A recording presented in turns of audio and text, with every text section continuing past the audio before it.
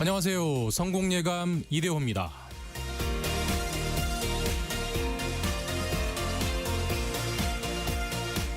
네, 새로운 한 주가 시작됐습니다. 12월 15일 월요일 아침입니다. 혹시 지난주 목요일 또는 금요일에 방송 안 들으셨던 분들은 약간 놀라실 텐데 이대호 진행자가 개인 사정으로 잠시 자리를 비웠고요. 저는 오늘까지 대신 진행을 맡은 원탁의 기자들 K에서도 함께하고 있는 KBS 김준범 기자입니다. 오늘도 역시 다양하게 다채로운 소식 많이 준비했습니다. 먼저 1부에서는 혹시나 했더니 역시나 이제 쿠팡 김범석 의장이 철문에 출석 거부 의사를 밝혔고요. 또 마이너스 통장 잔액이 최대치로 늘었다 이런 소식 포함해서 주요 경제 뉴스 먼저 전해드리고 슬기로운 법률 생활에서는 이제 AI 참 편리한 기술입니다만 늘 새로운 기술에는 사기, 범죄가 끼죠. 이런 AI를 활용한 가짜 광고, 사기 범죄에 대해서 법적으로 해결할 방법이 있는지 한번 짚어보겠습니다. 그리고 돈워리 투자백스에서는 순자산 300조 원을 지금 거의 눈앞에 두고 있는 ETF, 상장지수 펀드가 우리 국내 주식시장 비중이 급격하게 늘고 있는데 ETF와 재테크 한번 알아보겠습니다. 그리고 2부는 개미스쿨이 준비하고 있습니다. AI 거품, AI 버블론, 그리고 지금 주초부터 환율이 심상치 않은데 이런 환율 부담이 연말 산타랠리, 주식시장에는 어떤 영향을 줄지 국내외 증시 한번 점검해 보겠습니다. 오늘도 경제상식 퀴즈 준비했습니다. 정답은 세 글자인데요. 사전적인 정의는 자기가 속한 회사의 주식, 그러니까 자기 회사의 주식이란 뜻인데 최근 이 단어 뒤에는 소각이라는 단어가 자주 붙습니다. 그래서 이 주식 소각 의무화 이런 3차 상법 개정안이 현재 여당에서 발의를 해서 개정안의 처리를 지금 속도를 내고 있고요.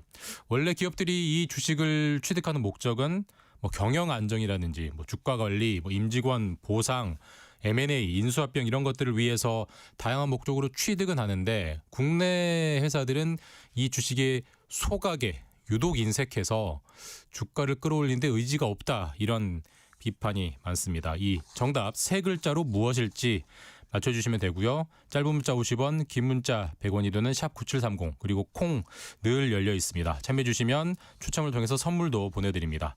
자, 실시간 방송 상황은 콩과 유튜브를 통해 보실 수 있습니다. 성공예감 이대호입니다. 자주 검색하시면 성공이 가까워집니다.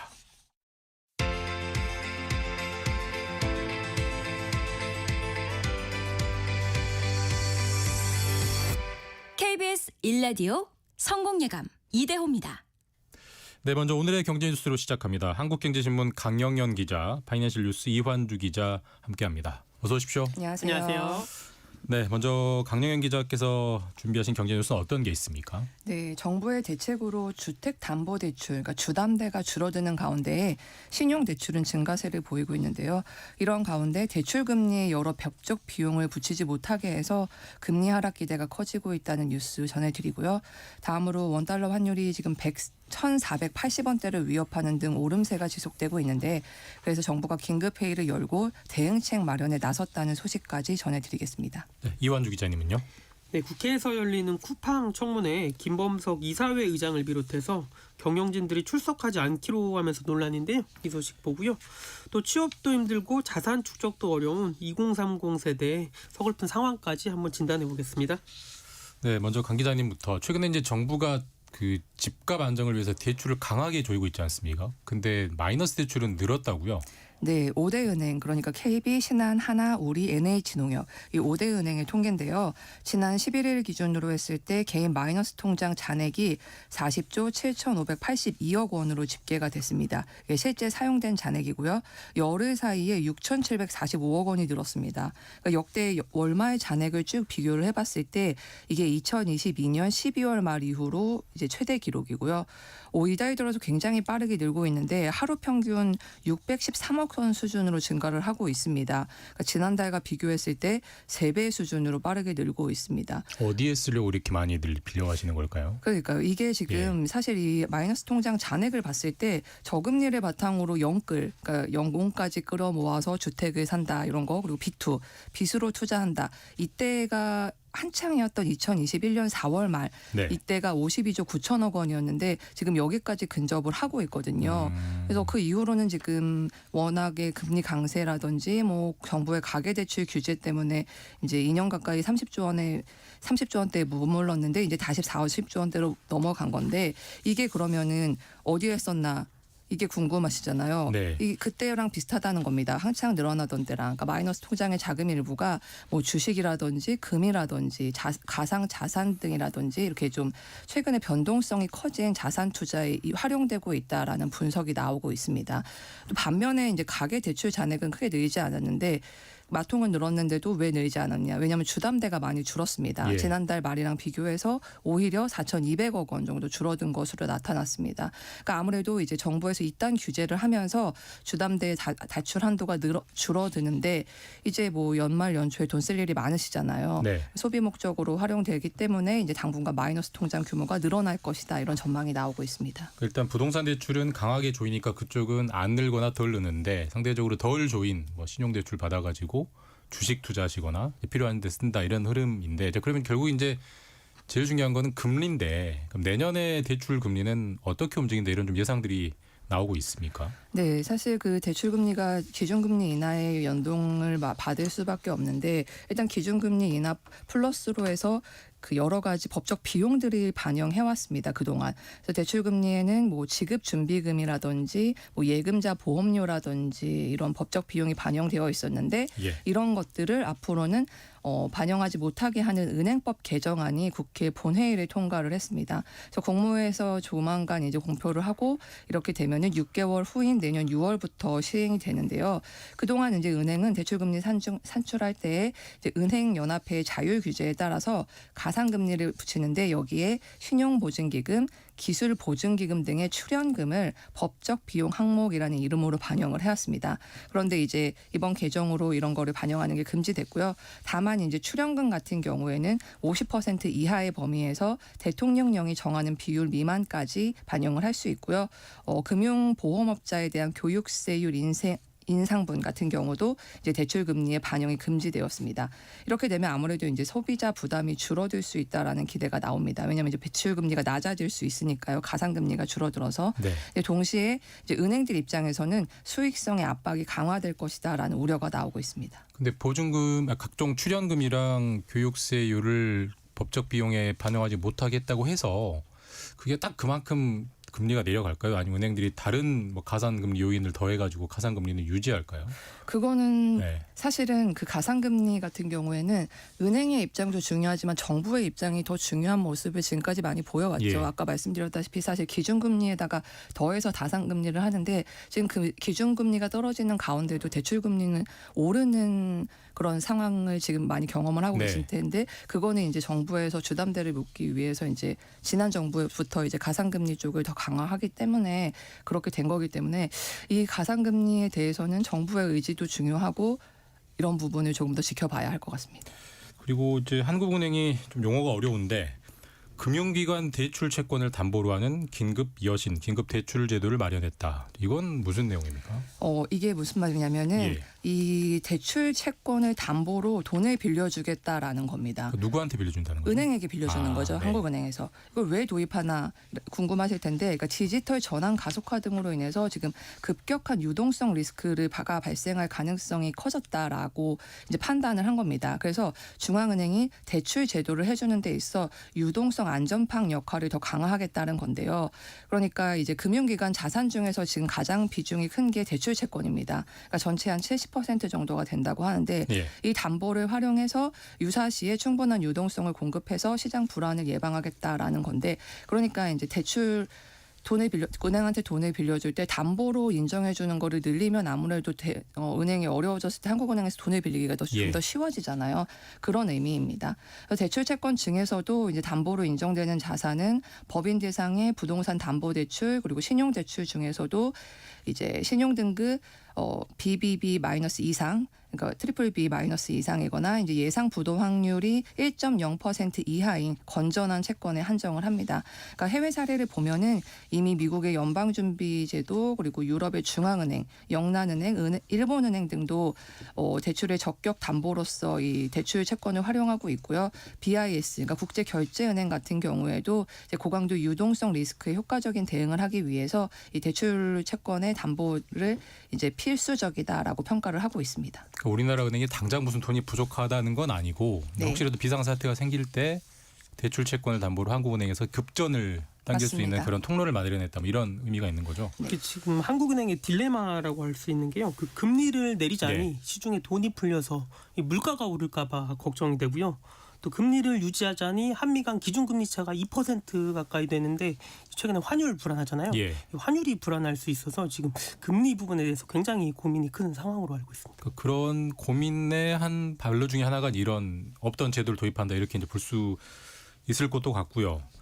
그리고 이제 아마 이번 주는 이분의 행보가 가장 각광일 텐데 쿠팡의 김범석 이사회 의장 국회 청문회 안 온다는 거죠? 안 온다는 의사를 밝힌 거죠? 예, 맞습니다. 이번 주 수요일에요. 국회에서 최근 개인정보 유출 사고 관련해서 쿠팡 청문회가 예정이 됐습니다. 근데 이제 김범석 쿠팡 의장이 글로벌 기업의 최고 경영자로서 공식적인 비즈니스 일정들이 있어서 부득이 참석할 수 없다면서요. 국회 불출석 사유서를 제출을 했는데요. 그게 무슨 일정인지 밝혔습니까? 구체적인 일정은 밝히지 않았습니다. 네, 그리고 이제 박대준 전 쿠팡 대표도 불출석 사유서를 냈는데 지난 10일에 그 대표직에서 사퇴를 했고 건강상의 이유를 들었고요. 또 강항은 전 대표도 현재 미국에 거주 중이고 사임한 지 6개월이 지나서 개인정보 유출권은 모른다라고 국회 입장을 밝혔습니다. 이 정치권에서는 질타가 쏟아졌는데요. 국민을 향한 도발이며 국회 권한을 정면으로 부정하는 폭거라면서 증인 3인방에 대한 후속 조치를 검토하겠다라고 강하게 지적을 했습니다. 또 이렇게 청문회를 피할 국리만 하면 큰 오산이라면서 향후 쿠팡을 향한 지배구조 책임 강화, 출석 의무 강화, 또 해외 체류 책임자에 대한 대응 등 입법을 통해서 강하게 압박을 할 수 있다라고 또 경고를 했습니다. 근데 결국 이제 뭐 쿠팡이 이럴 만도 한 게 결국 기업 입장에서 제일 중요한 게 돈, 수익인데 지금 비난이 쏟아지는 거랑 실제로 쿠팡 이용자 수가 다른 거랑은 완전히 지금 서로 달리 가고 있잖아요. 예, 맞습니다. 데이터 분석 기업 YZ 리테일에 따르면요. 지난 1일에서 7일까지 쿠팡 주간 활성 이용자 수가 약 3천만 명인데요. 이게 한 달 전보다 4%가 늘었습니다. 개인정보 유출이 알려진 게 지난달 29일인데 그 직후 일주일 동안에도 활성 이용자가 더 늘어난 건데요. 또 반면에 이 기간에 11번가나 알리익스프레스, 지마켓 같은 경쟁 온라인 쇼핑몰은 이용자가 줄었습니다. 다만 이용자가 늘어난 게 뭘 사러 간 건지 아니면 뭐 탈퇴하러 간 건지 이거는 모르는 거죠. 예, 맞습니다. 또 그리고 쿠팡 관련해서 멤버십에 가입하면 이용할 수 있는 OTT 서비스 쿠팡 플레이, 또 배달 서비스 쿠팡 이츠도 각각 4%, 3%씩 이용자가 늘었습니다. 늘었고요. 쿠팡이 네. 배짱부리인데 이런 이유가 있는 것 같은데요. 네. 엠브레인 트렌드 모니터가 전국의 성인 남녀 1000명을 대상으로 한 조사에서 10명 중 7명이 쿠팡이 보상을 제안해도 신뢰를 회복하기는 어려울 것이다라면서 부정적인 반응을 보였어요. 그런데 동시에 또 55%가 편의성 때문에 쿠팡 이용할 수밖에 없다라고 이렇게 응답을 했습니다. 쿠팡이 이제 일종의 배짱, 뭐 콧대는 높지만 어쨌든 정부가 이런저런 강력한 조치들을 할 텐데 가장 먼저 제재를 받는 게 쿠팡 이츠. 이건 무슨 내용입니까? 예, 앞서 공정위가요 지난 10월에 쿠팡 이츠의 중개 결제 수수료 관련 위법 행위를 시정하라고 권고를 했었습니다. 이 쿠팡이 수수료를 실제 고객이 부담한 금액을 기준으로 부과를 해야 하는데요. 이 쿠팡 이츠는 쿠폰 발행 등으로 할인하기 전 기준으로 이 수수료를 부과했기 때문인데요.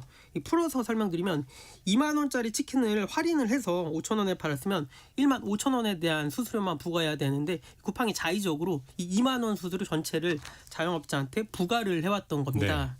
그래서 공정위가 60일 이내에 시정을 하라고 했는데 쿠팡이 이걸 시정을 하지 않았고요. 이로 인해서 공정위가 심사 보고서를 작성하겠다라고 한 겁니다. 이 심사 보고서가 뭐냐면 검찰이 작성하는 공소장 같은 것으로요. 향후 공정위 판단을 거치면요. 향후에 이제 시정 명령까지 내릴 수가 있습니다. 그리고 지금 주 초부터 환율이 심상치가 않은데 지금 이 시각 환율 보니까 1달러에 1,477원, 76원 왔다 갔다 하고 있습니다. 지난주 종가보다 한 6원에서 7원 정도 올랐는데 어제 정부가 긴급회의를 열었죠? 네, 어제 구윤철 경제부총리를 비롯해서 이제 관계기관 합동으로 긴급 경제장관 간담회를 열었는데요. 아무래도 휴일 오후에 긴급 소집을 했다는 것 자체가 그만큼 외환시장의 움직임이 심상치 않다라고 판단했기 때문이다. 이런 해석이 나오고 있습니다. 이달 들어서 원달러 환율이 IMF 외환위기 이후로 월간 기준으로 최고 수준까지 올랐는데요. 네. 지난주 금요일에는 야간 거래에서 이제 한때 장중에 1,500원에 바짝 다가서기도 했습니다. 그래서 이날 회의에는 일단 이억 원 금융위원장, 그리고 이창용 한국은행 총재, 이찬진 금융감독위원장, 그리고 하준경 경제수석을 비롯해서 복지부 차관, 그리고 산업부 실장까지 참여를 했는데요. 그러니까 보통 이제 그 외환시장의 주요 수급 주체인 그 국민연금의 해외 투자분, 그리고 수출업체의 달러 보유분까지 포괄적으로 살펴본다는 의미로 해석이 됐습니다. 네. 왜냐하면 이제 복지부랑 이제 산업부에서 참석을 해서요. 그리고 또 대통령실 차원에서도 환율 움직임에 주시하고 있다라는 취지로 읽혔습니다. 시장에서는 단기적인 수급 요건을 떠나서 이제 주요국가의 금리 차이, 또 투자 수요 등의 이제 추가 매력 등으로 인해서 가격 결정 요인들이 크게 바뀌지 않으면은 이런 상승 추세가 당분간 이어질 것이다라고 보고 있습니다. 올해 환율이 1달러에 장중에 가장 높았던 적이 1,487원인데 지금 1,477원까지 올라왔고요. 이런 이제 환율 상승 뭐 요인이 한둘은 아닙니다만은 많이 거론되는 게 서학개미잖아요. 물론 그 때문에 또 많은 논란도 있지만 어쨌든 이런 해외 위험 혹시 해외에서도 고위험 상품을 파생 상품을 투자할 때는 오늘부터 의무 교육을 받아야 된다면서요. 네, 오늘부터 이제 파생 상품을 거래하려고 하면은 최소 1시간의 사전 교육, 그리고 최소 3시간의 모의 거래를 이수해야 하고요. 또 해외 레버리지 상품, 상장지수 상품 ETP라고 하죠. 이것 같은 경우에는 이제 1시간의 사전 교육을 받아야 합니다. 그 해외 파생 상품 같은 경우에는 원금에 대해서 초과 손실이 발생을 할 수 있는 굉장히 고위험 상품입니다. 그러니까 하방이 열려 있거든요. 그래서 특히 해외 레버리지 같은 경우에는 단기에 큰 손실이 발생할 가능성이 크고, 또 하락장에서는 여기에 이제 복리 효과까지 더해져서 이제 음의 복리 효과로 손실이 커질 수가 있습니다. 그래서 왜 이런 대책이 나왔나 보면은 이제 금감원에 따르면은 개인 투자자들이 해외 파생 상품에 투자를 해서 시장 상황과 무관하게, 그러니까 시장이 좋든 나쁘든 연평균 약 4,500억 원 규모의 대규모 손실을 보고 있습니다. 네. 그러니까 올 들어서도 지금 10월까지만 3,735억 원 손해를 봤는데요. 그럼에도 불구하고 해외 파생 상품 거래의 80% 이상이 개인 투자자입니다. 그리고 변동성이 큰 장세에서 이제 거래가 활발해지는 경향이 있고요. 국내 투자자가 보유한 해외 레버리지 상품 상장지수 상품의 규모가 2020년 이후로 매년 급증해서 지난 10월 말 기준으로 역대 최대 규모인 19조 4천억 원을 기록하기로 했습니다. 근데 이런 선물 옵션 같은 해외 파생 상품 같은 경우에는 이제 마진콜에 응하지 않거나, 그러니까 투자 손실을 했을 때 이제 증권사에서 추가 증거금을 요구하는 걸 이제 마진콜이라고 네. 하잖아요. 이걸 했을 때 돈을 추가로 넣지 않거나, 또는 이제 장중 시세가 급변하는 경우에 이제 투자자의 동의 없이 이제 반대 매매가 실행될 수도 있거든요. 이렇게 되면은 이제 손실이 확정되는 거죠. 그리고 예상치 못한 환율 변화에 따라서 손실을 볼 가능성도 있고요. 그래서 이제 전문가들은 과도한 이제 금융회사의 이벤트라든지 광고에 현혹되지 말고 상품 구조와 위험을 충분히 이해한 후에 투자를 해야 한다라고 조언을 하고 있습니다. 근데 우리나라 투자자들이 1시간 의무 교육을 얼마나 그 장벽이라고 열심히 느낄지 받으실지. 워낙 대단한 투자자들이라 그 정도는 쉽게 받을 것 같은데 그리고 이제 이 기자님이 조사하신 준비해 주신 소식이 사실 최근에 실업률 자체는 안정적이지만 청년 고용 쪽이 좀 지표가 안 좋잖아요. 근데 이게 20대를 넘어서 30대까지 번지고 있다라면서요. 예, 맞습니다. 국가데이처에 따르면요, 일자리가 없어서 취직을 준비하거나 그냥 쉬고 있는 청년이 지난달 기준으로 160만 명에 달하는 것으로 조사가 네. 됐습니다. 이게 이제 코로나 시기 이후에 4년 만에 최대치를 기록한 건데요. 특히 이제 2030 세대 중에 실업자가 36만 명, 취업을 준비해야 하는 사람들이 51만 명에 달합니다. 또 그리고 별다른 구직 활동도 없이 그냥 쉬었다라고 응답한 청년도 72만 명에 달합니다. 특히 이제 29세 이하 청년층 고용률은 19개월 연속으로 하락하고 있는데요. 이 기업들이 대규모 공채 대신에 수시나 경력 채용을 활성화하면서 20대 첫 취업이 늦어지고 있고요. 또 그 여파가 30대까지 번지고 있는 모습입니다. 지난달에 실업자이거나 쉬었다라고 응답하거나 취업을 준비한 학생, 즉 일을 안 하거나 하고 싶어도 못하는 30대 초반 청년이요. 38만 6천 명으로 1년 전보다 한 4만 명 가까이 늘었습니다. 네. 이 기간 그 전체 연령대에서 약 11%에 해당하는 수치고요. 또 30대 슈어스 인구도 31만 4천 명으로 역대 11월 가운데 이 최대치를 기록할 만큼 지금 고용 상황이 청년 고용 상황이 안 좋은 상황입니다. 30대 초반이면 이제 사실 직장 생활 좀 몇 년 하고 뭐 빠른 분들은 결혼도 준비할 이런 기간인데 뭐 고용이 떨어지면 2030 세대의 자산이 뭐 늘 수가 없겠죠. 실제로 통계도 그렇죠. 예, 맞습니다. 올해 3분기 기준으로요. 소득에서 지출을 뺀 월 평균 흑자 금액이 124만 3천 원인데요. 이게 계속 증가하다가 3년 만에 다시 감소를 했습니다.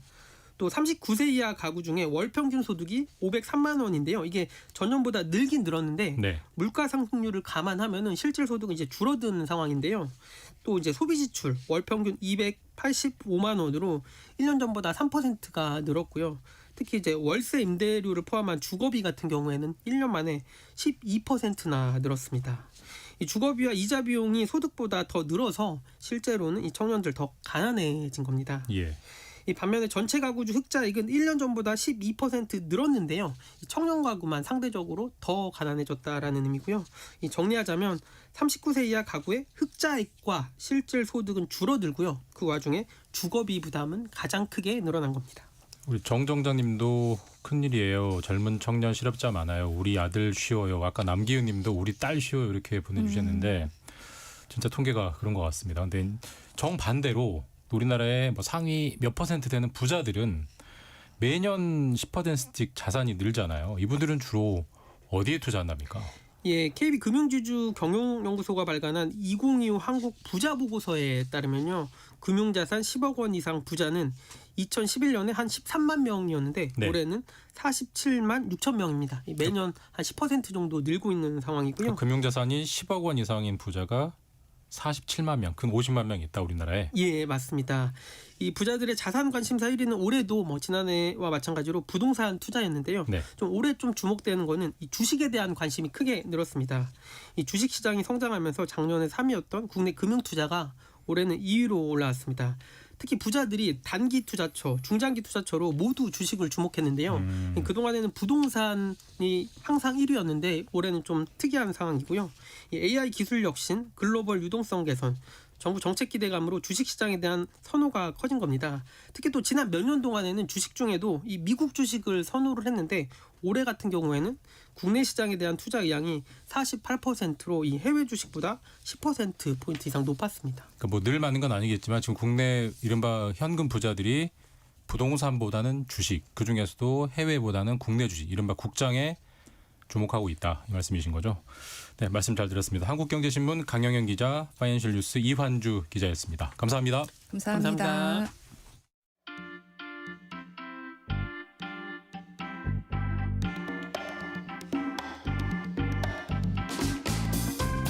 지금 여러분께서는 KBS 일라디오 성공예감 2대호입니다를 듣고 계십니다. 프로그램에 참여하신 청취자 여러분께는 추첨을 통해 아름다운 식탁 창조 주비푸드에서 뿌리 담은 리얼 생와사비를, 쉽고 빠른 판촉물 제작 시너지 기프트에서 고속 충전 마우스패드를, 그리고 성공예감에서 준비한 커피 쿠폰을 보내드립니다. 당첨자는 성공예감 2대호입니다 홈페이지에서 확인하세요. 네, 오늘의 경제상식 퀴즈 정답들 많이 보내주고 계시는데, 이것을 박영규님이 이것을 기업에서 매입해서 소각 처리하면 주가 상승의 요인이 되기도 하죠. 맞습니다. 사실 이걸 소각을 안 해서 늘 문제인데 현재 이걸 강제하는 3차 상법 개정안이 현재 발의돼 있고요. 8663님도 이것 소각이 의무화되면 주주들의 이익에 증대되겠지요. 9993님 우리나라 기업들의 이것 취득은 지배구조 목적이 아닌가 생각되네요. 이렇게 이제 개미 투자자분들도 이것에 대한 문제의 핵심을 정확하게 꿰뚫고 계십니다. 그렇기 때문에 아마 국회가 움직이는 걸 거고요.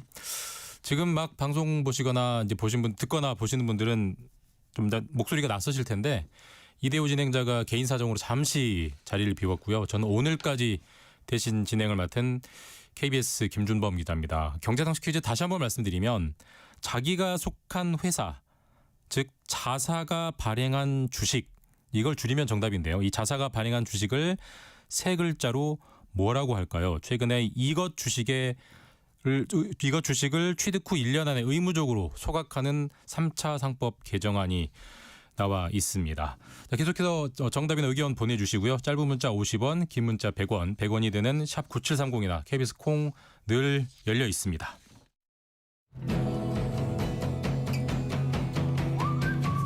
오늘의 움직임에 주목하고 세상의 흐름을 놓치지 않습니다.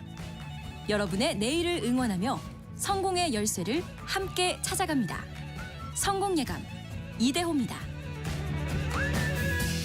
네, 인공지능 AI 사용하는 게 참 일상이고 주변에 사용하시는 분들도 많습니다만은 모든 기술이 그렇지만 참 쓸 때는 참 편리한데 이 편리함을 이용하는 참 나쁜 일도 있습니다. 나쁜 일당도 많고. 그래서 오늘은 이런 가짜 뉴스를 마치 사실처럼 둔갑시키거나 전문가를 사칭해서 사기를 치는 수법에 대해서 법무법인 길도의 윤예림 변호사님과 함께 알아보겠습니다. 안녕하세요. 안녕하세요. 윤여림입니다. 처음 뵙겠습니다. 안녕하세요. 변호사님은 AI 자주 쓰세요? 요즘에 조금 쓰고 있어요. 변호사님들은 주로 어떤 용도로 많이 쓰십니까? 무슨 판례 검색이나 이런 것들 중에서 좀 찾기 어려울 때 검색을 하기도 하고 최근에는 법률 전용 AI도 나와서 그런 것들로 좀 법률 검토 한 번씩 해보는 경우가 있습니다. 물론 이제 거기에 따라서 예. 또 다시 한번 찾아봐야 되지만 좀 요즘에는 법조 시장에서도 AI 활용이 좀 높아지고 있는 것 같습니다. 방금 말씀하셨듯이 한번 찾아보고도 이게 맞는지 한번 더 검증해야 되니까 네네. AI가 오류가 있다는 건 아직 분명한 현실인데 맞습니다. 이 오류를 넘어서 이제 아예 가짜, 네네. 위조 그걸 토대로 광고를 만들어서 이게 지난주에 정부에서도 대응 지금 밝혔던데 이게 상황이 지금 얼마나 좀 심각하다라고 평가됩니까? 최근 발표된 이제 모니터링 결과부터 한번 말씀드려 볼게요. 네. 한국소비자원이 올해 8월부터 9월까지 페이스북의 온라인 도박 광고를 모니터링해서 그 예. 결과를 발표했습니다. 딥페이크 등 부당한 방식의 허위 광고 사례가 2달 동안 38건이 확인되었습니다. 이들 광고는 유명 연예인이나 스포츠 스타가 출연해서 해당 온라인 도박 사이트를 언급한 것처럼 영상을 만들거나 또 우리나라에서는 온라인 도박 자체가 불법인데 기획재정부의 명칭이나 로고, 공식, 합법 등의 문구를 사용해서 전혀 문제가 없는 것처럼 소비자를 오인하도록 했습니다. 딥페이크로 유명인이 나와서 광고하는 것처럼 꾸미거나 방송 뉴스에서 추천한 것처럼 조작한 사례도 있고 아까 기획재정부처럼 정부 공공기관의 인증 내지는 유명 기업이나 단체와 제휴를 한 것처럼 사칭하기도 했습니다. 또 요즘에 좀 광고 아주 많이 나오는 것들 보면은 교수나 의사와 같이 가짜 전문가를 만들어서 활용하는 허위 과장 광고가 문제가 될 것 같아요. 영양제, 화장품, 의료기기와 같이 이제 효능이 중요한 제품에 대해서 교수다, 의사다라고 하면서 가짜 전문가를 만들어서 마치 라디오 스튜디오에서 인터뷰를 한다는 식으로 이제 AI 광고를 만들어서 활용하고 있습니다. AI로 생성된 가짜 피부과 전문의가 일주일 만에 기미가 싹 사라진다고 홍보를 하거나 일반 식품을 체지방이 80%가 감소할 수 있는 의약품처럼 속여서 판매하는 경우도 있고 어린이 키 크는 영양제 같은 경우도 굉장히 허위로 과장 광고하는 경우들도 있습니다. 이런 광고가 IT 환경에 많이 노출된 분들이셔야 이제 이게 AI 광고구나라고 하시면서 바로 알아보실 수 있는데 예. 연령이 낮거나 높으신 분들 IT가 좀 낯선 분들은 딱 속기 좋게 만들어졌더라고요. 그래서 요즘은 유료 프로그램 비싼 거 쓰면은 저희 같은 사람도 솔직히 잘 구분 안 될 정도로 정교한 것들도 사실 있습니다. 맞습니다.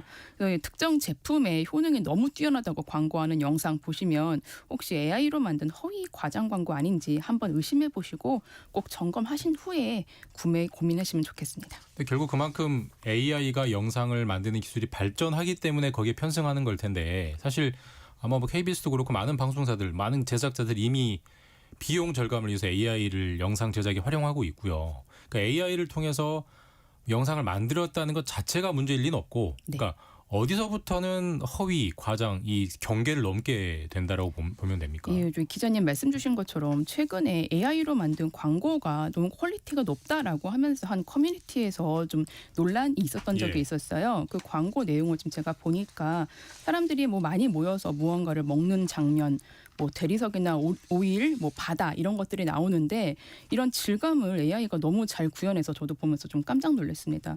뭐 AI의 어떤 발전이 좀 무섭게 느껴질 정도인데 사실 이런 것들은 AI 발전에 저희가 기술의 발전을 순수하게 잘 이용하는 내용인 것 같아요. 이 광고가 사실 이미지 광고고 허위 정보가 전혀 들어가 있지 않아서 문제가 되지 않습니다. 이렇게 인공지능 썼다는 것만 자체로는 문제가 되지 않는데 이제 과장 허위 광고가 문제입니다. 일단은 법과 판례에서 어떻게 허위 과장 광고를 정하는지를 좀 살펴보겠습니다. 그 법에 표시 광고의 공정화에 관한 법률, 줄여서 표시광고법이라고 하는데 표시광고법에는 허위 과장 광고란 사실과 다르게 광고하거나 사실을 지나치게 부풀려 광고해서 소비자를 속이거나 소비자로 하여금 잘못 알게 할 우려가 있는 광고 행위를 이제 정하고 있고요. 또 공정거래 질서를 저해할 우려가 있는 광고로서 보통의 주의력을 가진 일반 소비자가 당해 광고를 받아들이는 전체적 궁극적인 인상을 기준으로 이거를 이제 허위 과장 광고다 아니다라는 걸 판단할 수 있다라고 판례는 이야기를 하고 있습니다. 그리고 뭐 일반적으로 상거래에서 뭐 광고나 선전에 있어서 약간의 뭐 그 허위가 수반되는 다소의 과장이나 허위가 수반될 수는 있는데 그것이 구체적 사실을 허위로 고지한 경우에는 기망행위에 해당한다라고 판례는 또 명확하게 정하고 있습니다. 뭐 이렇게 보면 되나요? 보통 이제 광고라는 게 물건을 팔기 위한 콘텐츠니까 우리 물건 참 좋아요라고 당연히 포장은 할 텐데, 그러니까 그런 성까지는 괜찮은데 없는 뭐 성능을 있다고 한다든지 뭐 있지도 않은 기능을 있다고 아예 정반대 사실을 집어넣는다든지 이런 사실 자체를 왜곡하면 그때부터 문제가 되는 거예요. 네, 정확하십니다. 뭐 아니면은 뭐 투자를 하라고 하면서 네. 뭐 엄청난 수익률이 보장되어 있는 것처럼 광고하는 거 이런 것들도 대표적인 허위 과장 광고라고 할 수 있습니다. 그래서 이런 허위 과장 광고에 대해서는 공정거래위원회에 부당한 표시 광고 신고를 하실 수 있습니다. 홈페이지 가시면은 이 부당한 표시 광고 신고를 할 수 있는 별도의 양식이 올라와 있으니 참고하셔서 신고하실 수 있습니다. 또 이제 공정거래위원회 잘 못 찾으시겠다라고 하시면은 네. 한국소비자원은 좀 더 우리 소비자가 편하게 접근할 수 있거든요. 한국소비자원에 신고하실 수도 있습니다. 그런데 이게 이제 이러한 허위 과장 광고의 범위를 넘어서 AI 딥페이크를 이용해서 명예훼손이라든가 사기와 같은 범죄가 일어나고 있으면은 이것은 경찰청 사이버 수사국에 신고하셔야 됩니다. 그러니까 단순한 허위 과장 광고 이러면은 공정거래위원회나 한국소비자원에 신고하셔야 되고 예. 범죄가 포함되어 있다라고 하시면은 경찰청 사이버 수사국에 신고하셔야 됩니다. 그렇게 신고하면은 형사적으로나 민사적으로 어떤 처벌이나 조치가 이루어지는 겁니까? 형사적으로는 제가 뒤에서 좀 더 자세하게 말씀드리겠지만 명예훼손이나 사기 이런 부분들로 처벌이 가능하고 할 수 있습니다. 네. 근데 사실 아까 변호사님도 말씀해 주셨지만 이제 상대적으로 안타깝지만 좀 AI, 그러니까 인공지능 이용이 자주 있지 않은 그러니까 낯선 취약계층 분들이 많이 당하신단 말이에요. 그래서 이제 사실 정부도 그 부분들을 구제하는 데 많은 대책에 초점을 맞추고 있는 것 같고 정부가 지금 그분들을 위해서 피해 예방에 어떤 쪽에 좀 집중을 하고 있나요? 정부의 대책을 좀 살펴보면요. 최근에 이제 정부 대책이 좀 나왔어요. 네. AI 생성물이 실제가 아니라는 점을 소비자가 정확하게 알 수 있도록 AI 생성물 표시제를 도입하기로 할 예정입니다.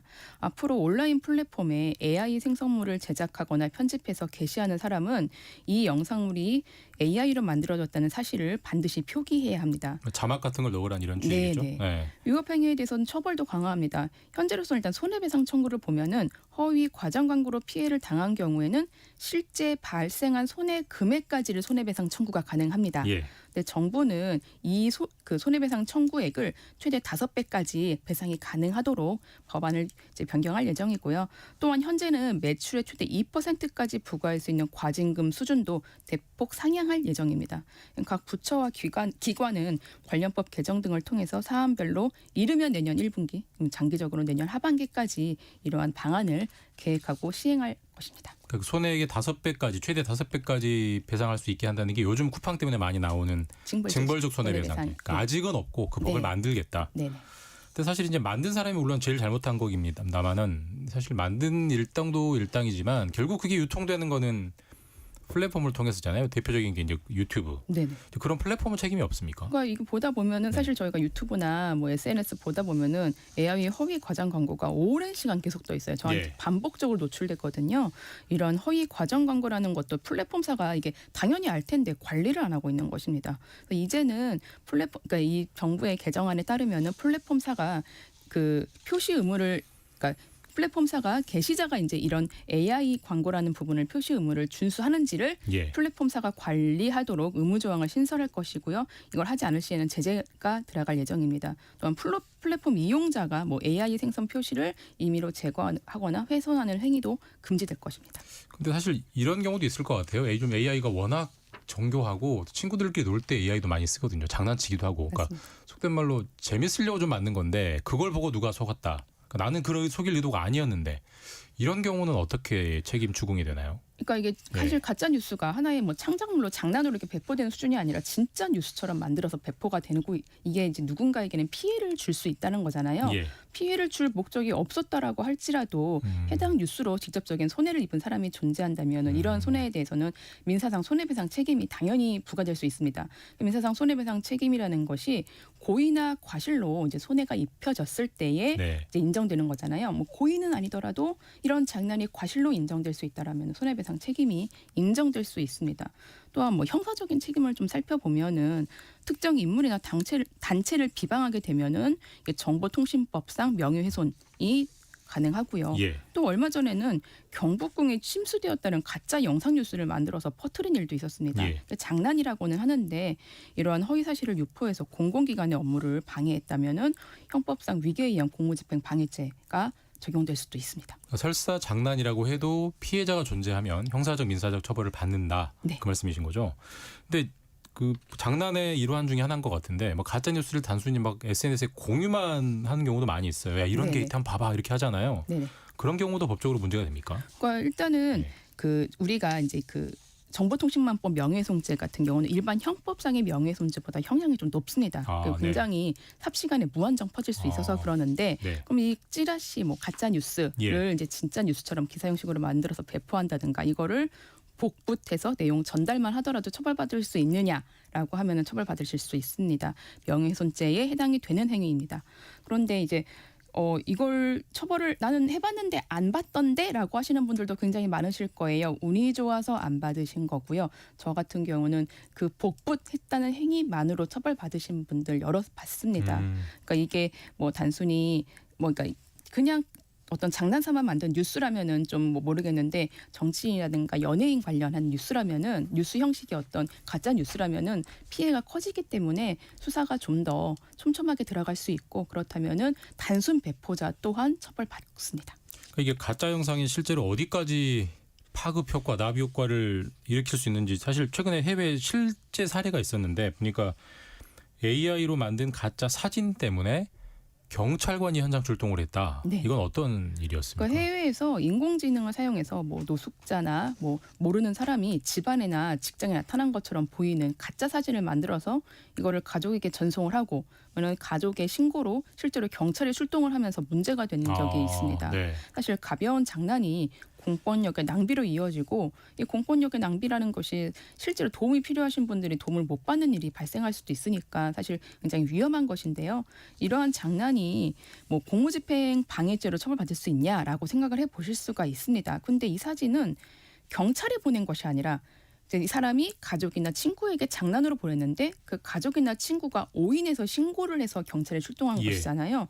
그렇다면 고의성을 인정하기가 어려울 수 있습니다. 고의성이 있어야 공무집행 방해죄도 성립이 되는데 고의성이 없으니까 공무집행 방해죄로 처벌되기가 어려울 수 있습니다.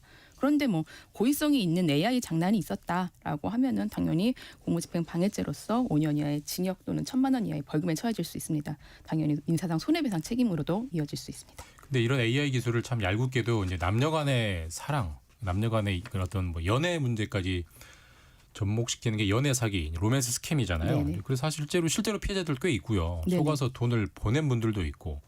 근데 그런 일이 있어서는 안 되겠지만 만약에 돈을 보내버렸다. 그러면 그 다음에는 뭘 하는 게 급선무인가요? 일단은 네. 금융기관과 경찰에 신고하시고 계좌 지급 정지부터 하셔야 됩니다. 예전에는 뭐 보이스피싱 범죄가 예전에 했던 보이스피싱 범죄가 현재는 뭐 딥페이크 범죄로 이루어져가 진화해가지고 네. 뭐 딥페이크, 뭐 딥보이스까지 돼서 뭐 정말 내가 아는 사람이 하는 그 전화를 한 것처럼 해서 그 돈을 보내라고 해달라고 해서 이제 이런 사기가 이루어지는 경우가 있거든요. 발신 전화번호가 조작이 가능하니까 내가 아는 사람의 전화번호로 그 내가 아는 사람의 목소리로 전화가 왔다고 하더라도 이것이 돈을 보내달라는 내용이라면 이게 혹시 범죄 아닌가라는 의심 꼭 해보셔야 됩니다. 그리고 범죄 피해 당하신 경우에는 112 콜센터에 또 신고하시고 금융회사 콜센터를 통해서 신속하게 그 사기 계좌에 대한 지급 정지 요청하셔야 됩니다. 지급 정지부터 꼭 하라고 하십니다. 네, 지금까지 윤예림 변호사였습니다. 감사합니다. 감사합니다. 이어서 라디오 정보센터 뉴스 듣고 돌아오시겠습니다. 정치권 인사들의 통일교 금품수수 의혹을 수사하고 있는 경찰이 국회 전재수 의원실과 통일교 천정궁 등 10곳에 대한 압수수색에 나섰습니다. 12.3 불법 비상계엄 당시 이른바 부정선거 의혹을 수사하겠다며 제2수사단을 만들기 위해 군사정보를 빼낸 혐의를 받는 노상원 전 국군정보사령관의 1심 선고가 오늘 진행됩니다. 내란 특검이 기소한 피고인에 대한 첫 판결입니다. 이재명 대통령이 제주 4.3 당시 강경 진압을 주도한 박진경 대령의 국가유공자 지정 취소를 검토하라고 지시했습니다. 호주 시드니의 유명 관광지에서 유대인 천여 명을 겨냥한 총기 난사 사건이 벌어져 최소 16명이 숨졌습니다. 총격 용의자 2명은 50대 아버지와 20대 아들로 이 가운데 1명은 현장에서 사망했습니다. 지금까지 라디오 정보센터 뉴스 정원나였습니다. 네, 돈워리 투자백서 시간입니다. 예고했던 대로 상장지수 펀드 ETF 성장세에 대해서 한번 짚어볼 텐데요. 요즘 ETF 국내 주식시장 비중도 상당히 늘고 있습니다. 지금 누적으로 보면은 한 300조 원 정도의 운용 자산 현황을 보여주고 있는데 어서민의 성선아 대표님 모시고 함께 들어보겠습니다. 안녕하세요. 네, 안녕하세요. 처음 뵙겠습니다. 네. 일단 말씀드렸듯이 요즘 ETF 기세가 상당해요. 물론 아직 미국만큼은 아니지만 네네. 우리나라에서 지금 하나의 축으로 지금 자리 잡고 있다 해도 과언이 아닌데 네.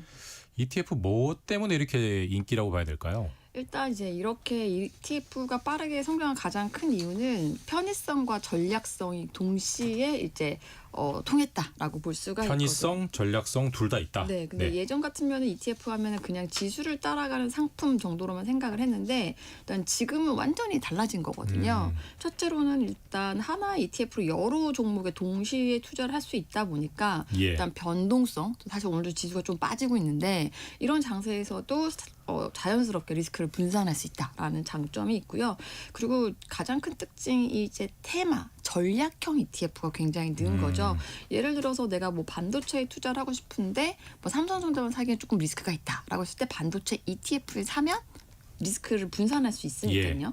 그러니까 지금 시장의 주도주가 뭔지는 알겠는데 종목 선택이 어렵다라고 했을 때 ETF를 선택하면 된다. 이게 전략적인 거고요. 예. 제가 봤을 때 가장 큰 장점은 일단 주식처럼 매매가 쉽다. 요것도 굉장히 장점이기 때문에 요즘에 오늘도 보니까 한국 부자들이 부동산에서 주식으로 옮겨간다는 기사가 났더라고요. 네. 그러니까 이제 부동산이 꽉 막혀 있다 보니까 자금이 주식으로 빨리 옮겨가는데 종목에 대한 리스크를 분산하고 싶다라고 했을 때는 ETF가 좋은 대안이 될 수가 있는 거죠. 아무리 장점이 많아도 결국은 이제 수익률이 받쳐줘야 이 오래 갈 거 아닙니까? 롱런 할 거 아닙니까? 네네. 올해 수익률이 어때요? 올해 수익률 같은 경우에도 상당히 괜찮았었거든요. 네. 구체적으로 수익률을 좀 보면 아까 말씀드린 테마별로 성과가 좀 뚜렷하긴 했는데요. 일단은 올해 상반기까지만 해도 이제 조방원 이게 주도주였잖아요. 그러면서 주도주였던 이제 원자력 ETF가 있거든요. 근데 연초 기준으로 보면 수익률이 190%가 넘었습니다. ETF가요? 네네. 개별 종목이 아닌데. 네네. 물론 최근에는 물론 이제 주식이 조금 빠지긴 했지만요. 그리고 방산 같은 경우에도 수익률이 올해 100%가 넘었고요. 그리고 최근까지도 조금 이제 인기를 주도주로서 이제 명맥을 유지하고 있는 반도체 같은 경우에는 최근에 올해 같은 경우에도 8월 2일부터 삼성전자 하이닉스 엄청나게 많이 올랐잖아요. 그러다 보니까 이제 반도체 ETF도 연초 대비 약 80% 수익률을 기록을 하고 있습니다. 그러니까 ETF가 예전과는 달리 이제 테마를 굉장히 잘게 공격하는, 그러니까 세부적으로 공격할 수 있는 그런 능력이 늘어나다 보니까 이렇게 수익률이 높아지고 있는 거죠. 근데 반대로 그런 잘게 테마를 나누는데 지금 주도주에서 빠지면 그만큼 성적이 안 좋다는 건 염두에 당연히 둬야 될 거고요. 그렇죠. 만약에 최근 네. 같은 경우에는 가는 주식이 더 가는, 그러니까 주도주 이외에는 쏠림이 주도주로 쏠림이 나타나고 있기 때문에 소외주는 굉장히 안 가거든요. 예. 그러니까 ETF를 선택하실 때도 주도주 ETF를 잘 선택하시고 일단 중요한 거는 이제 수익 실현 타이밍도 굉장히 중요합니다. ETF도 업종별로 양극화되고 있다. 네, 맞습니다. 근데 이제 이런 경우도 있더라고요. 이름에 이제 코스피 200이 들어가요. 네. 그 코스피 200을 추종하는 ETF인가 네. 보구나. 그럼 당연히 똑같은 지수를 추종을 하니까 네. 수익률이 같이 가야 될 텐데 사실 미묘하게 벌어지더라고요. 네, 맞아요. 그런 건 왜 그런 거예요? 사실 초보분들이 나는 코스피 200 추종하는 ETF를 사고 싶은데 뭘 사야 되지? 왜냐하면 검색을 해보면 굉장히 많이 많이 나오니까요. 나오니까요. 네. 헷갈리는 지점인데 일단은 지수는 같다고 하더라도 굴리는 방식이 다르기 때문입니다. 첫 번째는 이제 보수가 차이가 나는데요. 예. 코스피 200 ETF라도 연 보수가 0.05%인 상품이 있고 거기에 비해서 0.2%가 넘는 상품이 있습니다. 네. 이렇게 보수가 차이가 나면 매년 조금씩 쌓이는 수익률도 차이가 나겠죠. 그리고 추종 방식의 문제도 있는데요. 뭐 어떤 ETF 같은 경우에는 실제로 코스피 200 종목을 그대로 담는 그러니까 실물 복제 방식으로 하는 경우도 있고 아니면은 선물이나 파생을 섞어서 추종하는 경우도 있습니다. 그러면 이 과정에서 지수와 미세한 괴리가 생길 수도 있거든요. 그리고 마지막으로 배당 처리 방식도 다릅니다. 어떤 같은 경우에 지수를 추종해도 배당금을 바로 재투자할 수가 있고 예. 어떤 경우는 현금으로 쌓아둘 수가 있거든요. 이러한 차이로 인해서 ETF 차이가 나지만 제가 추천을 드리는 거는 어쨌거나 이런 차이보다 더 중요한 거는 거래량이 많은 ETF가 좋다. 왜냐하면 ETF는 내가 사고 싶을 때 사고 팔고 싶을 때 팔아야 되거든요. 근데 예. 거래량이 적을 경우는 그게 안 되기 때문에 예. 그로 인한 수익률 차이가 더 커질 수가 있습니다. 그래서 저는 추천드리는 게 뭐 이런 거는 아는 게 굉장히 중요하지만 거래량이 많은 거는 일단 우선적으로 추천을 드립니다. 또 그런 기본 개념을 이해하고 이제 난 진짜 ETF를 사봐야겠다. 이제 네. 실전 단계로 들어가면 네. 사실 처음 하시는 분들은 굉장히 당황할 수가 있어요. 왜냐면 이름이 너무 길어요. 네. 너무 복잡해요. 네. 여러 가지가 들어가 있고 네. 그 이름을 어떻게 독해야 됩니까? 일단 이제 처음에 보면은 ETF가 너무 어렵다라고 하는 분들도 계신데 이제 이름이 길고 복잡해 보일지만 네. 잘 뜯어보면 이름 안에 모든 게 다 들어가 있습니다. 음, 일단 보면 이제 이름을 보통 세 덩어리를 나눠서 보시면 되거든요. 예. 처음에 맨 앞에 뭐 코덱스, 타이거, 뭐 하나로 뭐 이런 것들 붙어 있습니다. 예. 이런 것들은 이제 자산 운용사의 이름인 거죠. 만든 회사의 이름. 네, 그렇죠. 뭐 코덱스 같은 경우에는 삼성 자산 운용이라고 보시면 되는 겁니다. 그래서 어디서 만든 ETF냐를 알려주는 부분이라고 할 수가 있고요. 이제 두 번째는 뭐를 추종하느냐. 추종 지수나 테마를 알려주는 거거든요. 네. 그러니까 코스피 200, 반도체, 뭐 2차 전지, 방산, AI처럼 이 ETF가 어떤 시장이나 산업을 담고 있는지 그거를 알려주는 거죠. 예. 이제 마지막으로 이제 구조와 전략이라고 볼 수가 있는데 뭐 레버리지냐? 그리고 레버리지라는 걸 두 배 추종이잖아요. 인버스는 이제 우리가 곱버스라고 거꾸로. 하죠. 거꾸로 네. 가는 거고 뭐 액티브다 그러면 이제 펀드 매니저가 직접 선정한다라는 거고 뭐 배당이다 그러면 배당을 중요한다. TR이라 그러면은 배당을 재투자한다. 안 그러면 환해치가 되면 H가 붙어 있다든지. 그러니까 이 ETF가 어떤 전략을 추구하고 있는지 나타내는 거죠. 예. 그래서 사실 다양하게 있겠지만 처음에 이제 운용사 그리고 추종 테마 그리고 어떻게 운용하는지 그 세 가지만 보시면 아주 간단하다라고 볼 수가 그 있습니다. 이름은 거의 고정된 공식인가요? 네, 맞습니다. 근데 사실 이제 네. 그렇게 해서 이제 뭘 고르려고 할 때 이름도 이름이지만 네. 어떤 지표를 꼭 보는 게 우선이다. 이렇게 네. 좀 추천해 주실 만한 게 있으세요? 근데 사실 일단은 뭔가 좀 거래량이 많은 걸 하는 게 가장 좋겠죠. 기본적으로 잘 네네. 사고 팔리는 거. 근데 네. 그렇지 않고 뭔가 조금 난 테마로 들어가고 싶다라고 했을 때 좀 추천드리는 건 뭐냐면 이제 순 자산 규모거든요. 네. ETF 같은 경우에는 이제 파생으로 할 수도 있지만 실제로 패시브 자금이 가가지고 삼성전자를 담고 있다라고 하면 조금이라도 삼성전자를 사거든요.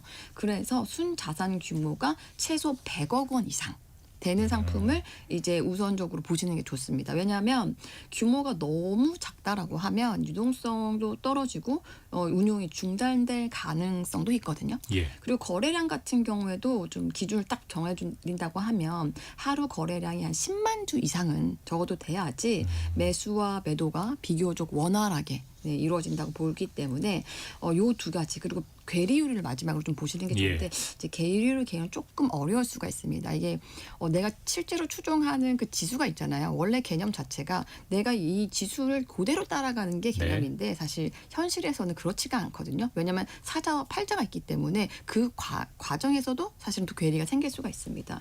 그래서 이 괴리율이 원래 가지고 있는 나부라는 순자산 가치와의 괴리를 얘기하는 거거든요. 이 수치가 0에 가까울수록 좋습니다. 근데 투자하실 때 이 괴리율을 확인을 좀 잘 안 하실 수가 있거든요. 저도 이제 괴리율 같은 경우에는 의외로 괴리율이 큰 ETF들이 있습니다. 그래서 이 ETF의 괴리율이 크다라는 거는 이 순자산 가치를 실제 가격이 못 따라간다는 얘기니까 이런 ETF들은 이제 투자하실 때 좀 고려를 많이 해주셔야 되는 거죠. 근데 그런 경우도 있더라고요. 같은 S&P 미국 S&P 500을 추종해도 이게 국내도 S&P 500을 추종하는 ETF 상품이 있고 말 그대로 미국에도 있고 그런 경우에는 뭐 수익률이라든지 이런 게 좀 비슷할 수는 있겠지만 뭐 세금 뭐 보수 이런 것들이 다 달라질 거 아니에요. 어떤 차이가 있습니까? 일단 이제 미국에 있는 종목들을 이 S&P 500 같은 경우 지금 우리는 장이 열리고 있잖아요. 그럼 미국은 지금 장이 쉬고 있잖아요. 그럼 지금 우리나라 국내 상장된 미국 S&P 500 추종하는 지수는 뭘 추종을 할까? 미국에 상장된 거는 바로 지금 현재 S&P 500 지수를 추종할 수가 있잖아요. 우리나라가 좀 그렇지가 않거든요.